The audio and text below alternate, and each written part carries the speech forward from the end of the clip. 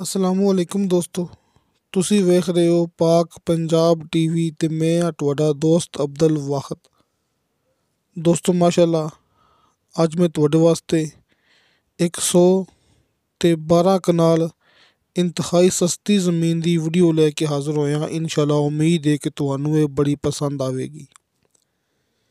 ਜਿਸ ਤਰ੍ਹਾਂ ਕਿ ਦੋਸਤਾਂ ਨੂੰ ਪਤਾ ਹੈ ਕਿ ਚੱਕਵਾਲ, ਇਹ ਰਾਵਲਪਿੰਡੀ, ਇਹ ਜਲਮ, ਇਸ ਸਾਈਡ 'ਤੇ ਗਿਣਤੀ ਹੁੰਦੀ ਕਨਾਲ ਦੀ।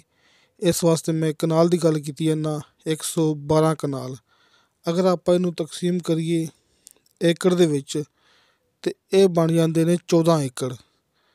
ਦੋਸਤੋ ਇਹ 14 ਏਕੜ ਜ਼ਮੀਨ ਹੈ, ਇੰਤਹਾਈ ਸਸਤੀ, ਕਾਬਲੇ ਕਾਸ਼ਤ ਹੈ। ਜ਼ੈਤੂਨ ਵਾਸਤੇ ਭਾਈ ਦੇ ਕਹਿਣ ਦੇ ਮੁਤਾਬਕ ਇਹ ਬਹੁਤ ਹੀ ਖਾਸ ਇਹ ਜ਼ਮੀਨ ਹੈ ਆਪਣੇ ਕੋਲ। ਜ਼ਿਲ੍ਹਾ ਚੱਕਵਾਲ, ਤਹਿਸੀਲ ਚੱਕਵਾਲ, ਮੇਨ ਰੋਡ ਦੇ ਕਰੀਬ ਹੈ। ਥੋੜ੍ਹਾ ਫਾਸਲਾ ਹੈ ਲੇਕਿਨ ਮੁਕੰਮਲ ਮਾਲੂਮਾਤ ਤੁਹਾਨੂੰ ਸਾਹਮਣੇ ਸਕਰੀਨ 'ਤੇ ਮਿਲ ਜਾਏਗੀ। ਲਿੰਕ ਰੋਡ ਵੀ ਇੰਤਹਾਈ ਕਰੀਬ ਹੈ। ਇਹ ਪਾਣੀ ਵਾਲਾ ਡੈਮ ਇਹ ਜ਼ਮੀਨ ਦੇ ਅੰਦਰ ਬਣਿਆ ਹੋਇਆ ਹੈ। ਇਸ ਤੋਂ ਇਲਾਵਾ ਇਹਦੇ ਵਿੱਚ ਡੇਰਾ ਵੀ ਮੌਜੂਦ ਹੈਗਾ ਹੈ।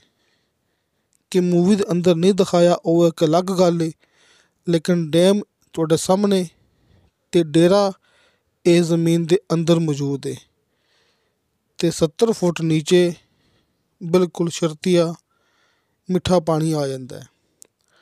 ਦੋਸਤੋ ਸਿਰਫ ਇੱਕ ਹੀ ਬੰਦੇ ਦੇ ਨਾਂ 'ਤੇ ਜ਼ਮੀਨ ਹੈ, ਕੰਪਿਊਟਰਾਈਜ਼ ਰਿਕਾਰਡ ਹੈ, ਰਜਿਸਟਰੀ ਇੰਤਕਾਲਸ਼ੁਦਾ। ਇੱਕ ਦਿਨ ਦੇ ਵਿੱਚ ਜ਼ਮੀਨ ਟਰਾਂਸਫਰ ਹੋ ਸਕਦੀ ਹੈ, ਸਿਰਫ ਇੱਕ ਬੰਦੇ ਦੇ ਨਾਂ 'ਤੇ। ਬਾਕੀ ਦੋਸਤੋ ਤੁਸੀਂ ਇਹ ਗੱਲ ਯਾਦ ਰੱਖਣੀ ਹੈ ਕਿ ਜਿਹੜੀ ਮੂਵੀ ਮੈਂ ਭਰਾਵਾਂ ਨੂੰ ਦਿਖਾਉਂਦਾ ਹੁੰਦਾ ਉਹਦਾ ਕੰਪਿਊਟਰਾਈਜ਼ ਰਿਕਾਰਡ ਹੁੰਦਾ ਹੈ, ਰਜਿਸਟਰੀ ਇੰਤਕਾਲ ਵਾਲੀ ਹੁੰਦੀ ਹੈ। ਇਹ ਆਪਣੀ ਗਰੰਟੀ ਹੁੰਦੀ ਹੈ। ਅਗਰ ਕੋਈ ਵਾਧਾ ਘਾਟਾ ਹੋਵੇ, ਕੰਪਿਊਟਰਾਈਜ਼ ਰਿਕਾਰਡ ਨਾ ਹੋਵੇ ਜਾਂ ਫਿਰ ਰਜਿਸਟਰੀ ਇੰਤਕਾਲ ਨਾ ਹੋਵੇ, ਪਹਿਲੀ ਗੱਲ ਤਾਂ ਹੈ ਕਿ ਮੈਂ ਵੀਡੀਓ ਭਰਾਵਾਂ ਨੂੰ ਦਿਖਾਉਂਦਾ ਹੀ ਨਹੀਂ ਹੈਗਾ। ਅਗਰ ਦਿਖਾਵਾਂਗਾ ਵੀ ਤਾਂ ਮੈਂ ਪਹਿਲੇ ਮੂਵੀ ਦੇ ਵਿੱਚ ਉਹ ਗੱਲ ਕਰ ਦਿਆਂਗਾ, ਕਿਉਂਕਿ ਇਹ ਰਕਬਾ ਰਜਿਸਟਰੀ ਇੰਤਕਾਲਸ਼ੁਦਾ ਹੈ, ਕੰਪਿਊਟਰਾਈਜ਼ ਰਿਕਾਰਡ ਹੈ। ਇੱਕ ਇਹਦਾ ਮਾਲਕ ਹੈ, ਡੇਰਾ ਡੈਮ ਇਸ ਦੇ ਅੰਦਰ ਮੌਜੂਦ ਹੈ। ਇਹਦੀ ਡਿਮਾਂਡ ਕੀਤੀ ਹੈ ਫੀ ਕਨਾਲ ਦੇ ਹਿਸਾਬ ਨਾਲ 1 ਲੱਖ ਰੁਪਇਆ।